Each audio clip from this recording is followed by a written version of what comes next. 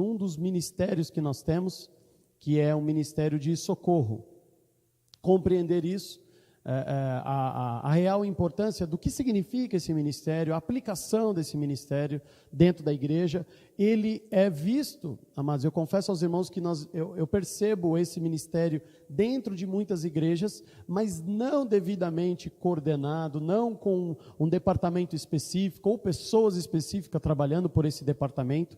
Então hoje nós vamos falar um pouco sobre isso. Vamos abrir as nossas Bíblias em 1 Coríntios capítulo 12,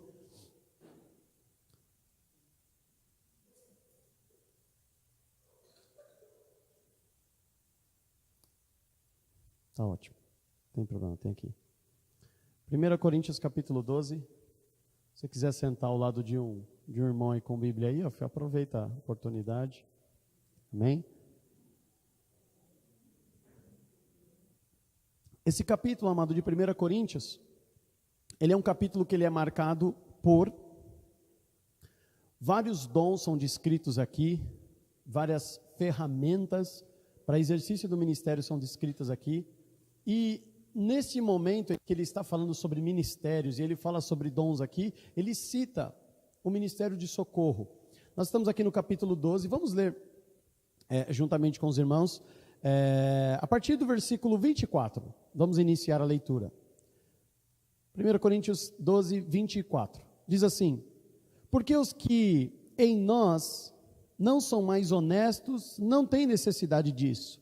Mas Deus assim formou o corpo, dando muito mais honra ao que tinha falta dela, para que não haja divisão no corpo, mas antes tenha os membros igual cuidado uns dos outros. 26. De maneira que, se um membro padece, todos os membros padecem com ele. E, se um membro é honrado, todos os membros se regozijam com ele. Ora, vós sois o corpo de Cristo e seus membros em particular. 28. E a uns pôs Deus na igreja, primeiramente os apóstolos, em segundo lugar profetas, em terceiro doutores, depois ele fala de milagres, depois dons de curar, socorros, nós vamos nos deter nesse, governos, variedade de línguas. Porventura não são todos apóstolos, são todos profetas, são todos doutores, são todos operadores de milagres, têm todos o dom de curar, falam todos diversas línguas e interpretam todos.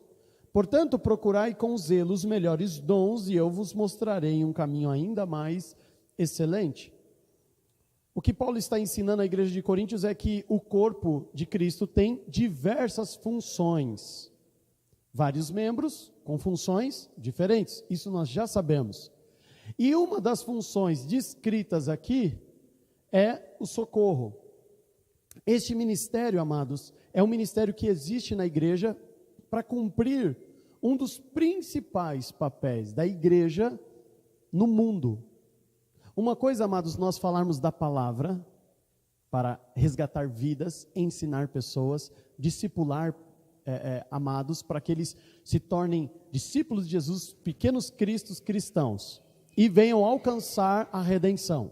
Isso é uma coisa. Mas existe uma necessidade, que é muito clara, que este é papel da igreja, que é a necessidade, a importância da igreja assumir um papel diante da sociedade, é um papel de realmente ser ativo e efetivo dentro de todos os meios em que a sociedade está. Então, é sim dever da igreja cristã socorrer os homens, sejam eles quais forem. O último versículo do capítulo 1 lá de Tiago diz que a verdadeira religião é esta. O quê? Nós assistirmos, cuidarmos de quem? Das viúvas, dos órfãos. Por que ele fala isso? Por que Tiago se detém a falar que esta é a verdadeira religião? Porque esta classe de pessoas são as classes mais necessitadas. Órfãos, não tem um pai para cuidar, não tem berço, não tem origem, não tem alguém para poder sustentar. Provavelmente, amados, eu não posso afirmar, mas nós sabemos que a imensa maioria dos órfãos são pessoas necessitadas.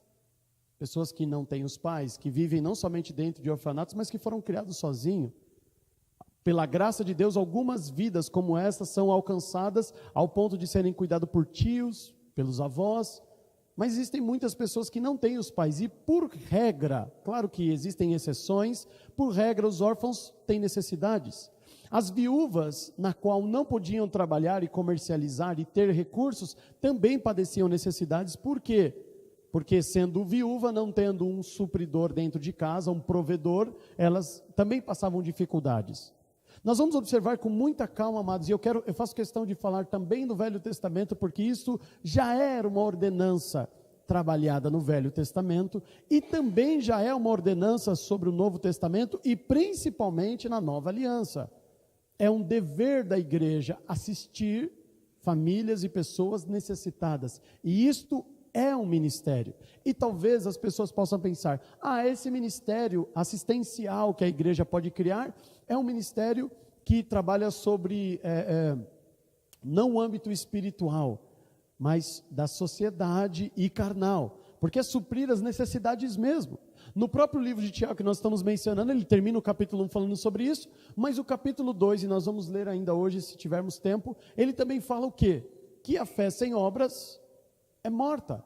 E quando ele fala das obras, ele dá como exemplo o quê? Sabendo que o teu irmão não tem o que comer, sabendo que o teu irmão não tem com o que se vestir, o que você deve fazer? Orar por ele? Não somente, mas se você tem o que dar de comer, dê de comer a ele. Se você tem como vestir o seu irmão e cobrir a nudez dele, faça isto.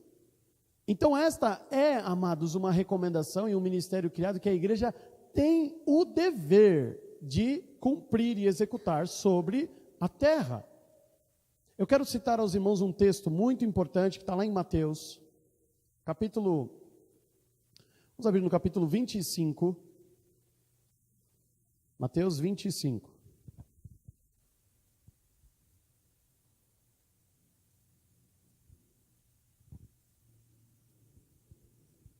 A verdadeira religião é assistir, cuidar dos órfãos e das viúvas nas suas tribulações, diz a palavra do Senhor.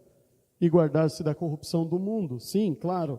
Então é necessário compreender que a igreja tem sim um papel diante da sociedade. A igreja tem um papel diante dos homens. E nós não estamos falando somente do cunho espiritual. Mas a própria palavra de Deus vai nos ensinar que quando fazemos isto aos homens, existe isso reflete na nossa vida espiritual, na nossa comunhão com Deus também. Por isso é um ministério. Se você pegar lá o livro de Atos dos Apóstolos, lá num dos últimos versículos, se eu não me engano, a partir do versículo 32 até o 37 de Atos capítulo 5, a Bíblia relata uma forma que a igreja primitiva, o início da igreja, se relacionava. E esta igreja se relacionava da seguinte forma: as pessoas, os homens de posse, vendiam as suas propriedades e doavam à igreja. E o que a igreja fazia? A igreja sustentava os pobres. E a Bíblia diz que ninguém tinha falta alguma. Não existia ninguém dentro da igreja passando fome. Não existia ninguém dentro da igreja não tendo um lugar para se proteger da chuva ou do calor do dia. Todos tinham uma porção de satisfação plena, onde ter o que comer, ter o que vestir, toda a igreja. E isto estava inserido dentro do dia a dia da igreja. Então, amados, glória a Deus, porque hoje nós sabemos que todos nós que estamos aqui, a igreja, a comunidade em si aqui nossa, nós não temos ninguém aqui, pelo menos que nós saibamos, que está passando fome e necessidades básicas. Mas todas as vezes que nós temos a oportunidade, como estamos fazendo com os irmãos que estiveram aqui, inclusive nos visitando no domingo da clínica, o que nós fazemos? Nós estamos abençoando a vida deles, porque é muito precária a situação deles. Então nós abençoamos com alimentos, domingos abençoamos eles com as roupas que os irmãos têm trazido aqui à igreja. Por quê? Porque isto é nosso dever, e a igreja tem que ter um ministério específico cuidando e assistindo isso. Os recursos da igreja que estão descritos ali, eles também são utilizados para esta finalidade. Claro, para pagar aluguel, pagar as despesas, os gastos que nós temos, mas também tem esta finalidade, esses recursos. Olha o que diz Jesus aqui no capítulo 25 de Mateus. Vamos ler a partir do versículo 33. Mateus 25, 33. Diz assim: e porá as ovelhas à sua direita, mas os bodes à esquerda. Então dirá o rei aos que estiverem à sua direita: vinde, benditos de meu Pai, possuí por herança o reino que vos está preparado desde a fundação do mundo. 35. Porque tive fome e deste-me de comer, tive sede e deste-me de beber, era estrangeiro e hospedaste-me, estava nu e vestiste-me, adoeci e, o que ele fala? Visitaste-me, estive na prisão e foste me ver. Então os justos lhe responderam, dizendo: Senhor, quando vimos com fome e demos de comer, com sede demos de beber, quando te vimos estrangeiro e te hospedamos, ou nu e te vestimos? 39. E quando te vimos enfermos ou na prisão e fomos ver-te? E, respondendo o rei, lhe dirá: em verdade vos digo que quando fizeres a um destes meus pequeninos irmãos, a mim o fizeste. Então dirá também aos que estiverem à sua esquerda, os bodes: apartai-vos de mim, malditos, para o fogo eterno, preparado para o diabo e os seus anjos, porque tive fome e não me deste de comer, tive sede e não me deste de beber, sendo estrangeiro, não me recolheste, estando nu, não me vestistes, e enfermo, na prisão, não me visitastes. Então eles também lhe responderão, dizendo: Senhor, quando te vimos com fome, ou com sede, ou estrangeiro, ou nu, ou enfermo, ou na prisão, e não te servimos? Então lhe responderá, dizendo: em verdade vos digo que, quando a um destes pequeninos o não fizeste a mim, irão estes para o tormento eterno, mas os justos para a vida eterna. Talvez até aqui você imaginou e pensou que este ministério de socorro assistencial é um ministério com pouca importância e pouca influência. Mas o que nós estamos vendo aqui, que a vida eterna foi medida por isto.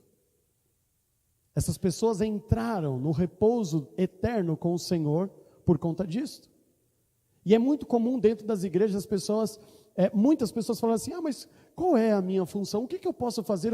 Eu conheço tão pouco a palavra, eu não tenho tanta desenvoltura para falar do reino, eu não consigo muitas vezes ter toda a dinâmica para poder ministrar, eu não tenho nenhum talento para tocar instrumentos, e começa a colocar uma série de barreiras. Amados, o que nós estamos vendo aqui não é nada que venha exigir tempo, muito conhecimento, base bíblica, experiências com Deus, intimidade com Deus, jejum, oração. Aliás, nós vamos ver isso, como jejum e oração pode ser substituído por algumas coisas, claro, na sua devida ordem, esperem, mas são pessoas que visitaram homens em hospitais, nas prisões. São pessoas que deram de comer àqueles que tinham fome. São pessoas que vestiram pessoas que não tinham com que vestir-se. Nós estamos falando, amados, de um ministério, de uma função que Deus espera que a sua igreja venha exercer nesta terra. E é muito triste o que eu vou dizer aos irmãos aqui, falo, amados, sem problema algum, não tenho medo de falar sobre isso. Não tenho medo também, amados, de falar, claro, quando nós apontamos os nossos erros, quando nós apontamos como o mundo tem caminhado a passos largos para a perdição, mas também quando a igreja erra. É muito comum, nós vemos muitas igrejas, já falei isso aqui aos irmãos, igrejas grandiosas, nossas igrejas, amados, com centenas e milhares de pessoas como membros, que defendem que a igreja não tem que pagar imposto porque a igreja tem uma finalidade filantrópica, uma finalidade de ajudar as pessoas, de resgatar vidas, de também, principalmente, ter um papel assistencial. Mas, amados, é vergonhoso saber que muito menos do que 0,5% do que as igrejas arrecadam, elas investem em assistência. As maiores igrejas no nosso Brasil hoje, no nosso país, as maiores igrejas, elas têm programas que muitas vezes são conhecidos pela mídia, são divulgados e têm, amados, o seu funcionamento, até a forma de arrecadação, muitas vezes é utilizado estes programas para se arrecadar fundos, mas se você estudar e ir a fundo, você vai ver que o que a igreja arrecada, comparado ao que ela investe nesse programa, é mínimo. E você vai ver que a imensa maioria das despesas e os gastos da igreja estão em televisão, em marketing, em templos multimilionários. E o que deveria ser aplicado numa proporção bem maior, amados, do que nós vemos hoje, não é aplicado. E isso é um erro. Amados, eu vou dizer porque essas coisas nós vimos de perto. Eu sou um defensor. É claro que tem particularidades de regiões e até de países. Mas eu sou um defensor, por exemplo, da nossa situação. Em que mesmo que venhamos a ter condições financeiras de adquirir um prédio, eu não acredito que nós devemos adquirir um prédio. Primeiro que é bem simples, se você estudar um pouco o mercado imobiliário, você vai ver que o valor do imóvel, ele é muito maior do que o valor do aluguel. Se você pegar o valor do imóvel e aplicar na poupança, que é o pior rendimento, você tem mais rendimento do que o próprio valor de aluguel do imóvel. Então não vale a pena você imobilizar o dinheiro de um prédio como esse e, ao invés de você tendo esse dinheiro poder aplicar em qualquer aplicação ruim, amados, poupança, CDC, você aplicar o retorno que você tem desse dinheiro, paga o aluguel desse prédio, paga uns 2, 3 aluguel desse prédio. Então você pode usar esse recurso para muitas outras coisas. Por isso eu não sou um defensor. Eu provo por matemática, amados. Matemática. Se você pegar esses imensos templos que estão passando pela sua cabeça agora das igrejas que você conhece, o valor que se gastou para construir aquilo, amados, se tivesse aplicado, eles teriam um rendimento muito maior do que o aluguel de um prédio, até maior do que o que eles têm. E poderiam estar usando os recursos para essas finalidades. Como nós vimos em Atos 5. O dinheiro era distribuído para quê? Irmão, amados, é ofensivo. É ofensivo. O que nós vemos na igreja. A igreja está se desvirtuando e isto faz parte do papel dela e do ministério dela. Não estou dizendo que a igreja tem que pagar as contas de todo mundo, mas daqueles que têm necessidades. Nós abraçamos, estamos procurando abençoar e ajudar uma família de estrangeiros. E vai chegar uma hora, amados, que o Senhor, eu creio, vai dar condições e eles vão dar com as próprias pernas. Mas enquanto isso, é nosso papel receber o estrangeiro e abençoar ele e cuidar da vida dele até que eles possam caminhar. É nosso papel, e isso é um ministério. Eu não sei o que eu devo fazer. Bom, visita não requer dinheiro visitar as pessoas no hospital. Nem conhecimento e fundamento bíblico profundo. Então isto, amados, é um ministério, esse ministério de socorro é algo que nós deveríamos verdadeiramente aplicar, e isso precisa existir dentro da igreja. Isso precisa estar fundamentado e as pessoas precisam se envolver nisso. Talvez você possa pensar assim, porque isto salva. Nós sabemos que não é a obra, mas nós sabemos e aprendemos em Tiago que a obra aperfeiçoa a fé. E é por meio da fé, como o Paulo nos ensina, que nós vamos adquirir a salvação. Pela graça sois salvos por meio da fé. E isso ajuda a fortalecer a nossa fé. Quer ver? Abra a tua Bíblia em Isaías. Esse capítulo é maravilhoso. Esse capítulo é exclusivamente falando sobre isso. Isaías capítulo 58, ele vai falar somente sobre a ação assistencial da igreja para com as pessoas. Ele vai falar de uma forma profética, profunda e muito edificante, dizendo e nos ensinando que este ato de caridade, de assistência às pessoas necessitadas, tem uma influência profunda e direta na nossa relação com Deus. Nós não vamos ler o capítulo inteiro, mas vamos ler quase que todo, e depois na sua casa você pode ler com bastante atenção e calma. Isaías 58, nós vamos começar a ler a partir do versículo 5. Diz assim, vamos começar no 3. Dizendo, por que jejuamos nós, e tu não atentas para isso? Por que afligimos as nossas almas, e tu não sabes? Eis que no dia em que jejuais, achai o vosso próprio contentamento, e requereis todo o vosso trabalho. Presta atenção, o profeta está falando assim, olha, o jejum, algumas pessoas se queixam, de que o seu jejum, o seu sacrifício não tem valor. Por que elas estão se queixando? Olha a continuação do versículo 4. Eis que para contendas e debates jejuais, e para dardes punhadas impiamente, não jejueis como hoje, para fazer ouvir a vossa voz no alto. Seria este o jejum que eu escolheria, e que o homem um dia aflige a sua alma, que incline a sua cabeça como junco, e estenda debaixo de si saco e cinza?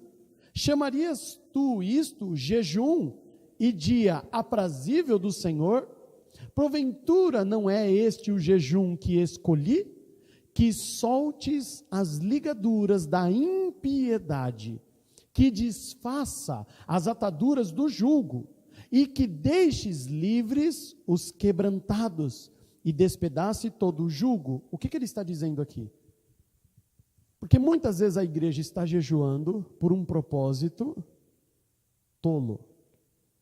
Muitas vezes a igreja está jejuando, enquanto desagrada a Deus completamente nas suas ações, decide jejuar para agradar a Deus ou alcançar de Deus algo. Agora olha o que ele fala no versículo 7. Porventura não é também que repartas o teu pão com o faminto, e recolhas em casa os pobres desterrados, ou seja, que não têm um abrigo, e vendo o nu e cubras, não te escondas da tua carne? E não recompensará a tua luz como a alva, e a tua cura apressadamente brotará? E a tua justiça irá diante da tua face, e a glória do Senhor será a tua retaguarda. O que ele está dizendo? Por que você não troca esse jejum que você está fazendo por aquilo que nós lemos em Mateus 25? Por que você não para de jejuar e começa a se importar com a aflição do pobre? E tem um detalhe, amados. Ele não somente está trazendo essa recomendação ao povo de Deus. Vocês estão aí jejuando, clamando, se cobrindo de cinzas. Para quê? Se vocês não se importam com as pessoas que estão à sua volta, se vocês não estão nem aí para os estrangeiros que vocês receberam na sua terra, se vocês não se preocupam com as pessoas que trabalham para vocês, se você não se preocupa com a pobreza que está à sua volta, se você não reparte o seu pão, por que você quer jejuar a Deus? Amados, o que ele está dizendo é que todo esse sacrifício que muitas vezes nós espiritualmente estamos enxergando, porque eu quero me aproximar de Deus, ele está dizendo assim, tolo, você quer se aproximar de Deus? Por isso que Jesus falou assim, quando você estiver fazendo isso a um dos pequeninos, é como se você estivesse fazendo para o próprio Senhor Jesus. Então, se você quer ter comunhão com Ele, se você quer ser amigo dEle, se você quer caminhar com Ele, é assim que nós temos que agir. E mais, amados, o que Ele está trazendo como uma profecia aqui, é que também nós vamos romper algumas barreiras que existem dentro de nós, algumas feridas na nossa alma que precisam ser curadas. É interessante que o que Ele está ensinando aqui, para você ser livre, para você ser liberto, para você se aproximar cada vez mais de Deus, para você conhecer quem é Deus cada vez mais, você tem que fazer o quê? Se importar e assistir o necessitado. Ele continua dizendo, olha só, eu vou ler aqui o versículo 8 novamente. Então romperá a tua luz como a alva, e a tua cura apressadamente brotará. E obviamente cura, o profeta está dizendo de todo o aspecto, físico e espiritual. E ele continua dizendo, e a tua justiça irá diante da tua face, sem viver injustiças, e a glória do Senhor será a tua retaguarda. Sabe o que vai proteger você, o que vai te defender, o que está na tua retaguarda, te cobrindo? A glória do Senhor, aquilo que homem algum pode suportar. Amados, olha o poder deste ministério. E você não precisa ter um mestre da palavra para falar do evangelho, nós estamos falando de ministério de socorro. Muito mais do que você ficar jejuando, claro, o jejum tem uma importância, tem um propósito e deve ser feito. Mas do que adianta estarmos jejuando se nós não estamos sensíveis aos homens? Jesus olhava a miséria dos homens, e a Bíblia diz que o momento em que ele chora porque ele se compadece da miséria das pessoas. Ele olha e ele chora. Ele se compadece. Os mesmos que iriam crucificar ele, ele chora por eles porque eles estão cegos, perdidos. Agora olha o que ele fala no 9: então clamarás, e o Senhor te responderá, gritarás, e ele diria: eis-me aqui, se tirardes do meio de ti o jugo, e estender-de o dedo, e o falar vaidade. E se abrirdes a tua alma ao faminto, e fartares a alma aflita, então a tua luz nascerá nas trevas, e a tua escuridão será como meio-dia, e o Senhor te guiará continuamente, e fartará a tua alma em lugares secos, e fortificará os teus ossos, e será como um jardim regado, e como um manancial cujas águas nunca faltam. Você será como a própria boca do Senhor. Você vai dobrar o teu joelho para falar com o Senhor, e o Senhor prontamente irá dizer: eis-me aqui. Percebe que é o inverso? Como nós vemos em Isaías, capítulo 6. A quem enviarei?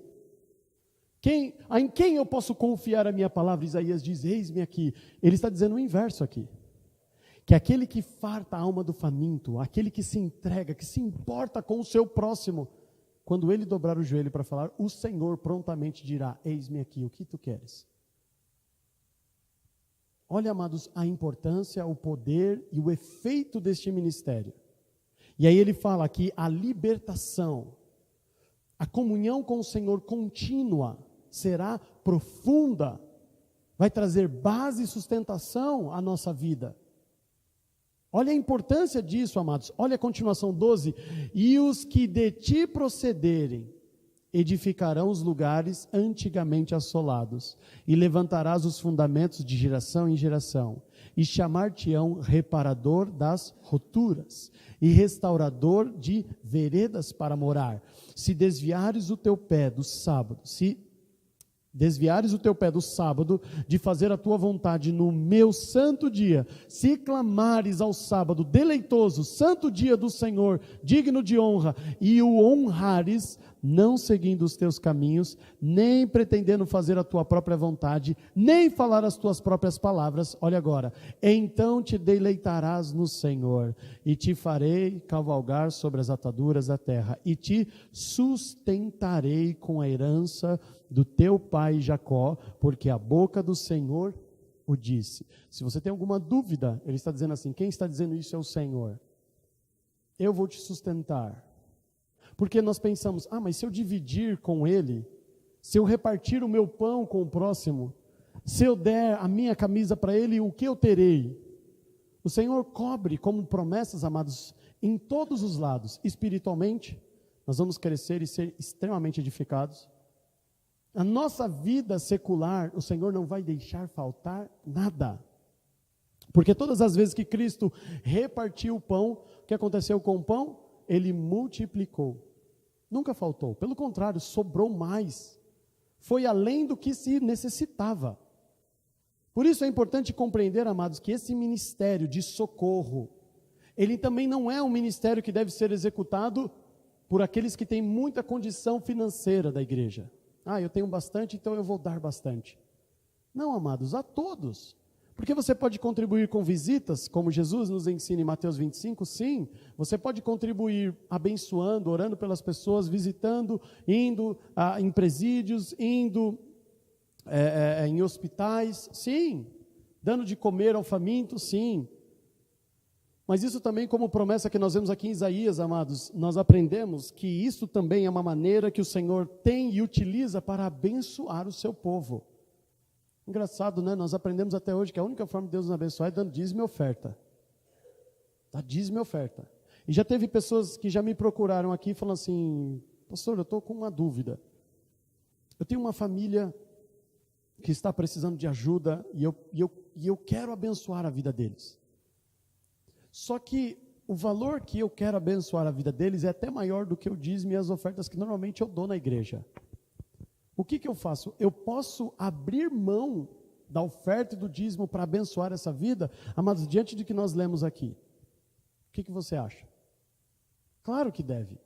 Foi lá, falou, você por 2 meses, porque eles estão conseguindo até o emprego, mas eles só vão receber lá, mas estão passando fome. Falei, amado, faça isso. E Deus abençoou a vida dele, não faltou a nossa igreja, pelo contrário, Deus também nos abençoou, e ele foi edificado. Amados, é para isso que existe. O dízimo e a oferta não existe para nós comprarmos templos cada vez maiores e mais robustos e imponentes. Ele existe para isso. E isso tem um fundamento e um princípio espiritual maravilhoso. Isso daqui não é, amados, um ministério social somente. Nós abençoamos a vida do próximo e nossa alma fica satisfeita. A Bíblia diz que existe uma edificação na nossa comunhão com Deus. Existe um estreitamento da nossa relação com Deus. Existe um aprofundamento e uma compreensão ainda mais plena do propósito nosso nessa terra. Vamos abrir lá em Tiago, um dos últimos livros da Bíblia, como eu mencionei no início. Tiago capítulo 2, como eu citei, né? Tiago 1, 27, é o versículo que fala sobre o que é a verdadeira religião, né? A verdadeira religião é visitar, e visitar, se você ler na sua Bíblia aí, o 1, 27, provavelmente vai estar em letra maiúscula, né? Tá assim? Em destaque aí, visitar não é ir lá na casa do órfão e da viúva comer, né? É você assistir a vida dela, a vida dele, abençoar ele nas suas tribulações. Não é no dia do aniversário não que tem festa, é quando ninguém vai lá e guardar-se da corrupção do mundo. Isso é a verdadeira religião. Mas nós vamos ler no capítulo 2, nós vamos ler a partir do versículo 14. Tiago 2, 14. Diz assim, meus irmãos, que aproveita, lembra do jejum que Isaías está falando? O que adianta a gente fazer jejum? Agora o que ele fala? Que aproveita se alguém disser que tem fé e não tiver as obras. Porventura a fé pode salvá-lo? E se o irmão ou a irmã estiverem nus e tiverem falta de mantimento cotidiano, e algum de vós lhe disser, ide em paz, aquietai-vos, fartai-vos, e lhe não deres coisas necessárias para o corpo, que proveito virá daí? Assim também a fé, se não tiver as obras, é morta em si mesmo. Pare aqui um pouquinho.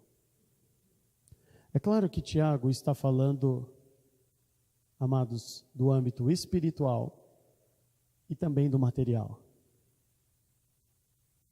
Porque a Bíblia, quando fala de nudez e de fome, ela está falando de nudez, pecado. E quando fala de fome, de conhecer e se alimentar de Cristo, da palavra. Ele está dando um exemplo de que as nossas obras na terra, você dar de comer ao faminto, você vestir aquele que não tem com o que se vestir, isto é o que aperfeiçoa a nossa fé, porque sem estas obras, a nossa fé, ela vai naufragar, amados. Nós já falamos sobre isso aqui. A fé, ela vai desaparecendo, ela vai corroendo ao ponto de simplesmente sumir. Por quê? Porque cuidar do próximo não é só orar por ele. Não é só falar assim, não, olha, nós vamos orar, você vai ver o que Deus vai fazer na sua vida. Ele está dizendo, se você tem como abençoar ele, por que você não faz? Você tem 20 camisetas lá, por que você não dá uma para ele? Olha quantos tênis você tem, olha quantas calças você tem, olha como está a sua despensa abençoada, por que você não reparte uma parte disto? Porque que proveito tem a sua fé, toda a sua espiritualidade, tudo que você faz, se você não consegue se compadecer de um homem necessitado? Aí sabe o que nós pensamos, amados? Nós pensamos se ele merece. Vagabundo, desculpa a expressão, mas é isso. Podia estar trabalhando, podia estar fazendo alguma coisa, e nós já criamos todo um quadro. Amados, não nos cabe a isso. Jesus falou assim, entre vós sempre terá os pobres.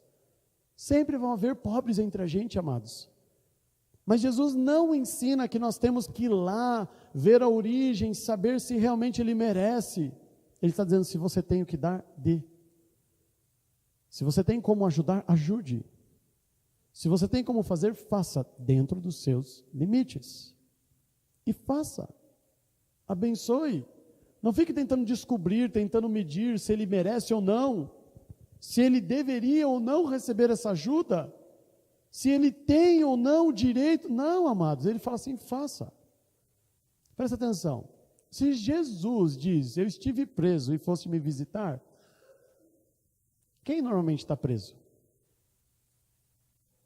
Quem cometeu um crime, amados. Quem cometeu um erro. Eu sei que quando você chega lá, eu estou falando porque eu sou capelão, eu sempre estou indo em presídio. Todo mundo ali é inocente. São poucos que falam assim, não, eu não sou, eu fiz mesmo. Todo mundo é inocente. Amados, se ele está falando para nós irmos lá e visitarmos até aqueles que estão presos, ele não está dizendo assim, mas será que ele foi preso inocentemente? Não, ele fala assim, olha, estive preso e fosse me visitar. Se está preso, amados, é porque cometeu um delito. É que o problema é que os nossos delitos não estão contra as leis dos homens para nós sermos presos. E o delito que aquele homem cometeu infringe não só as leis de Deus, mas também as leis dos homens. Por isso ele está preso. Já os nossos defeitos e as nossas infrações não são suficientes para nos levar para a cadeia. Essa semana eu estava falando exatamente sobre isso. Amados, adultério, a prostituição é terrível. Ela é terrível. É uma das obras da carne, está lá escrito em Gálatas. E diz que quem comete essas coisas não vai herdar o reino de Deus. Mas diz também que a glutonaria é um pecado. E o que nós fazemos? Nós rimos quando vemos um glutão no nosso meio na igreja. Nós tiramos sarro. Mas se nós vemos alguém adulterando, leproso, passa de longe. Esta incoerência. O que ele está dizendo?